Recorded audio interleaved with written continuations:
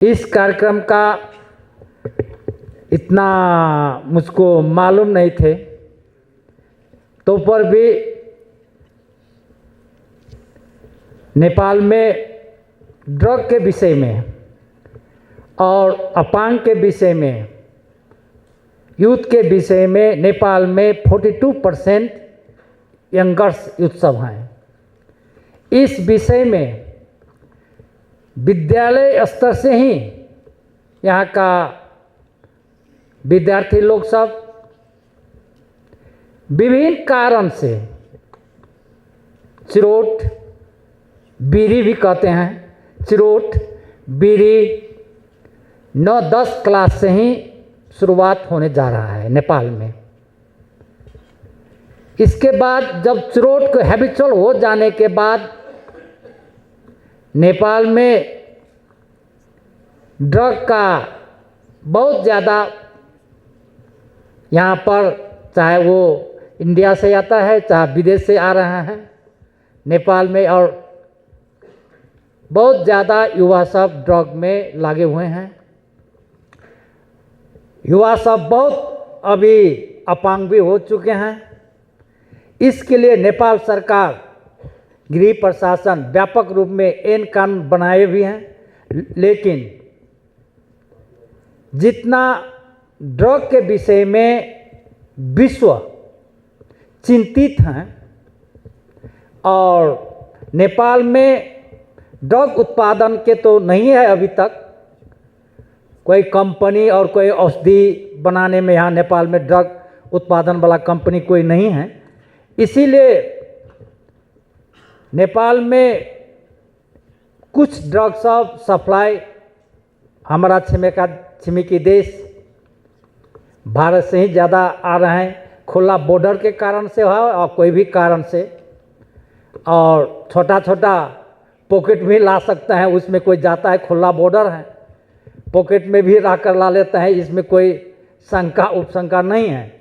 इसीलिए इसके समाधान करने के लिए दो देश के बीच में कैसे ड्रग का काम किया जाए, इसके लिए हम इंडिया सरकार का और नेपाल सरकार के तरफ से हम आग्रह कर रहे हैं। और अभी नेपाल में जो युवा सब हैं, इसके लिए ज़्यादा से ज़्यादा हम आग्रह कर रहे हैं कि नेपाल में अभी ड्रग का बहुत समस्या है। इसके लिए जो ये प्रोग्राम हो रहा है, इसके लिए हम ये प्रोग्राम से नेपाल के भी बहुत ज़्यादा बेनिफिट होगा। इसीलिए इस प्रोग्राम से हम संपूर्ण साथी सबका धन्यवाद दें, अपना विचार ये अंत करें। धन्यवाद। सुमित जी के नेतृत्व में कासियाना फाउंडेशन 10 वर्षों से काम कर रहा है, नशा मुक्ति का काम कर रहा है, दिव्यांगता से लड़ने का काम कर रहा है।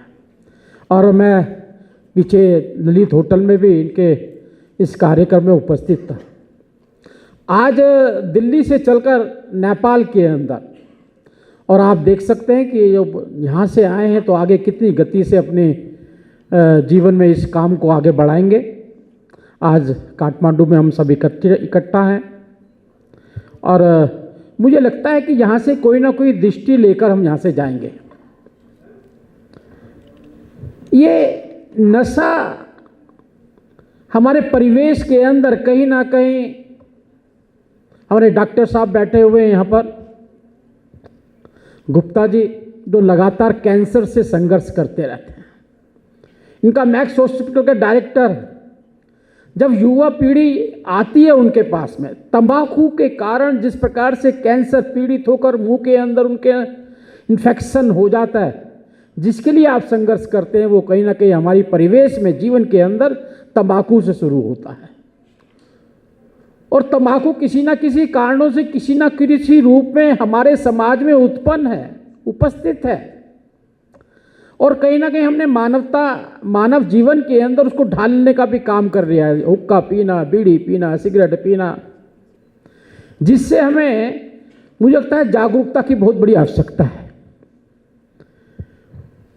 वो मजबूरी बन गई है जीवन के, बहुत संघर्ष करना पड़ता है, और ये सरकार स्तर पे, लेवल पे नहीं होता। आप जैसे बुद्धिजीवी ज्ञानी लोग जो अपने जीवन के कीमती समर्पित समय को समर्पण देते हैं, तब जाके ये पूरा होता है।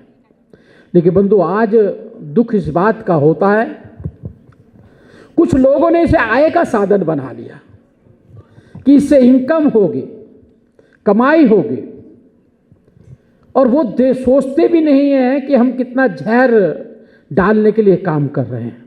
ये समस्या बहुत बड़ी बीमारी का रूप आज ले चुकी है और ये चुनौती के रूप में हमारे सामने खड़ी हुई है। और जब दुख उस बात का भी होता है, अभी मंत्री साहब बता रहे थे कि हिंदुस्तान से ड्रग्स आता है। मैं मानता हूं कि ये ड्रग्स जो है, ये कहीं ना कहीं मानवता के विरोध के अंदर जो देश के विरोधी ताकतें हैं,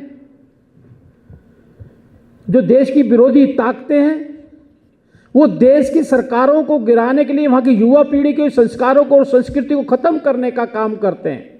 उनको आइडेंटिफाई करके पूर्णतः दंडित करने का काम करना चाहिए। ये हमारे संस्कारों का हनन करते हैं, सरकारों का हनन करते हैं।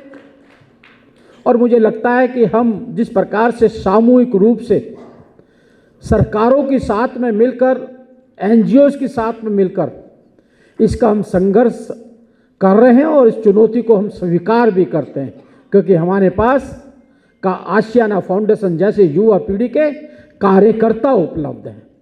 और मुझे लगता है कि हम यहाँ से कोई ना कोई दिशा लेकर, कोई ना कोई विजन लेकर, और जो समस्या देश के सामने एकता और अखंडता की है, देश के सामने युवा पीढ़ी को आगे बढ़ाने की है, इसको हम चुनौती के रूप में स्वीकार करेंगे।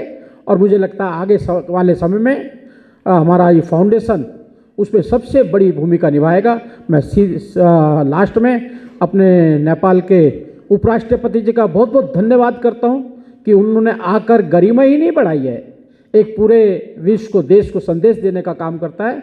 मैं सुमित जी का भी मैं अभिनंदन करता हूं कि वो इस काम को आगे बढ़ाने का काम करें। बहुत बहुत धन्यवाद। जय हिंद, जय भारत।